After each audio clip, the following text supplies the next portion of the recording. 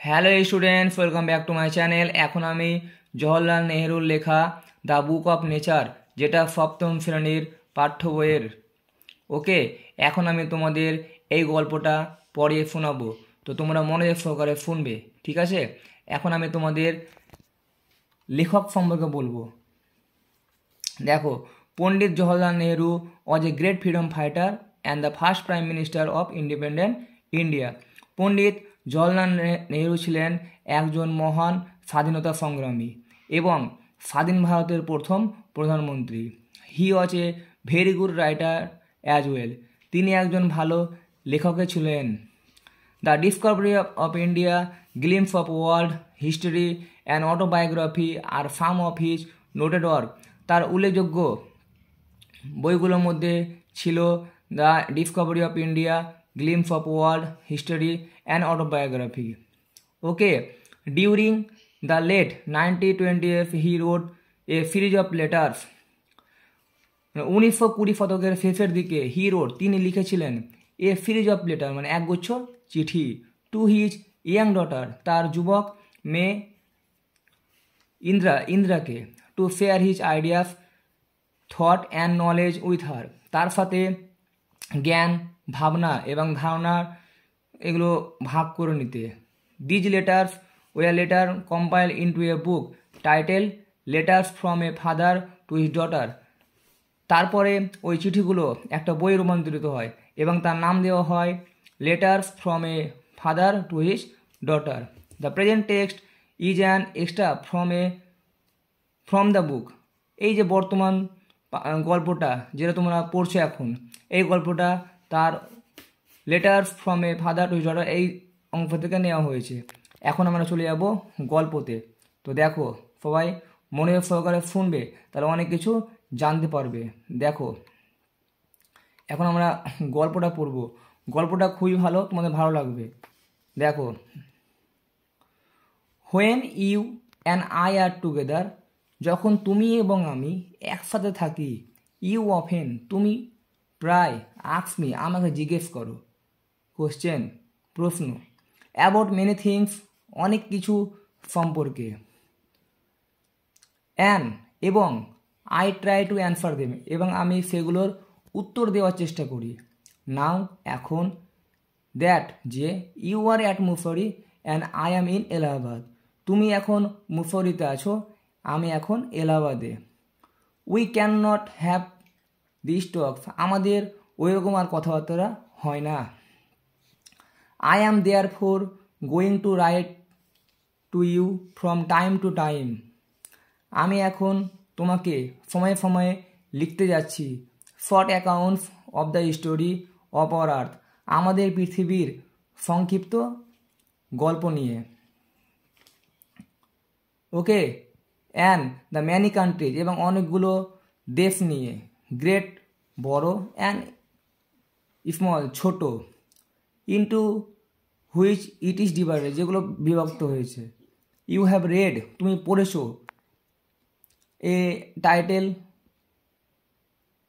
About English history and Indian history, তুমি পড়েছো ইংরেজ ইতিহাস এবং তুমি পড়েছো ইংরেজি ইতিহাস এবং ভারতীয় ইতিহাস। বাট কিন্তু, England is only a little island, কিন্তু ইংল্যান্ড হচ্ছে একটা ছোট্ট দ্বীপ। অ্যান্ড ইন্ডিয়া এবং ভারত, দো এ বিগ কান্ট্রি যদিও একটা বড় দেশ, is only a small part of the earth surface, তবুও কেবলমাত্র এটা পৃথিবীর পৃষ্ঠতলের একটা ছোট্ট অংশ। ইফ উই ওয়ান্ট যদি আমরা চাই, টু নো জানতে, সামথিং কোনো কিছু সম্পর্কে, about the story of this world এই বিশ্বের গল্প নিয়ে বা এই পৃথিবীর গল্প নিয়ে, অফকোর্স তাহলে, উই মাস্ট থিঙ্ক তাহলে আমরা ভাববো, অফ অল দ্য কান্ট্রিজ সমস্ত দেশ নিয়ে, অ্যান্ড অল দ্য পিপল এবং সমস্ত লোকজন নিয়ে, দ্যাট হ্যাভ ইনহ্যাবিটেড যারা এখানে বাস করে, and not merely on a little country এবং আমরা শুধুমাত্র একটা ছোট দেশ নিয়ে ভাববো না। We may have been born, যেখানে আমরা জন্মেছি। আই অ্যাম অ্যাফ্রেড, আমি ভীত। I can only tell you very little in these letters of mine, আমি ভীত যে আমি আমার এই চিঠিগুলোর মাধ্যমে আমি কেবল তোমাকে অল্প কিছুই বলতে পারবো। বাট কিন্তু দ্যাট লিটিল, এই অল্পটা আই হোপ, আমি আশা করি, উইল ইন্টারেস্ট ইউ, তোমাকে আগ্রহ জাগাবে বা তোমাকে আকর্ষণীয় করে তুলবে। এবং make you think of the world as whole, এবং সমস্ত পৃথিবী বা দেশ সম্পর্কে তোমাকে চিন্তা করাবে। অ্যান্ড অফ আদার, এবং পিপল, অন্য লোকজনদের নিয়ে। এটার as our brother and sister, আমাদের ভাই এবং বোন হিসাবে। হোয়েন ইউ গ্রো আপ, যখন তুমি বেড়ে উঠবে, ইউ উইল রিড, তুমি পড়বে, about the history of the earth, এই পৃথিবীর গল্প, অ্যান্ড হার পিপল, এবং তার লোকজন নিয়ে। ইন ফ্যাট বুকস, মোটা বইয়ে। অ্যান্ড ইউ উইল ফাইন্ড, এবং তুমি দেখতে পাবে, এটাতে more interesting than any other story or Nobel, এবং তুমি দেখতে পাবে যে এটা অন্য উপন্যাস বা গল্প থেকে আরও আকর্ষণীয় করে তুলছে। ইউ মে হ্যাভ রিড, যে তুমি যেটা পড়েছো। You know of course that our earth is very very old, তুমি নিশ্চয় জানো যে আমাদের পৃথিবী হচ্ছে অনেক বছরের পুরনো। মিলিয়ন্স অ্যান্ড মিলিয়ন্স, লক্ষ লক্ষ বছরের। Years old. And for a long long time, এবং অনেক দীর্ঘ সময় ধরে there were no men or women, সেখানে কোনো পুরুষ বা মহিলা লিভিং ইন ইট, এর মধ্যে বাস করতো না। বিফোর দ্য মেন কেম, মানুষজন আসার আগে, দেয়ার ওয়ার অনলি অ্যানিম্যাল, সেখানে কেবল প্রাণীরা থাকতো। And before the animals there was a time, এবং প্রাণীরা থাকার আগে সেখানে একটা সময় ছিল। When no kind of life existed on the earth, যখন পৃথিবীতে কোনো প্রাণীর বা জীবনের অস্তিত্ব ছিল না। It is difficult to imagine this world, এটা ভাবতে খুব অবাক লাগে বা কঠিন লাগে। অফ দিস ওয়ার্ল্ড, এই বিশ্ব নিয়ে বা পৃথিবী নিয়ে। আওয়ার্স, আমাদের। Which is so full today, যে আজ কত পূর্ণ বা আজ সম্পূর্ণ পূর্ণ। Of all kinds of animals and men, সমস্ত প্রাণী এবং মানুষে ভরা। টু বি উইদাউট দেম, যেটা আগামীতে কিছুই ছিল না, মানে সম্পূর্ণ খালি ছিল।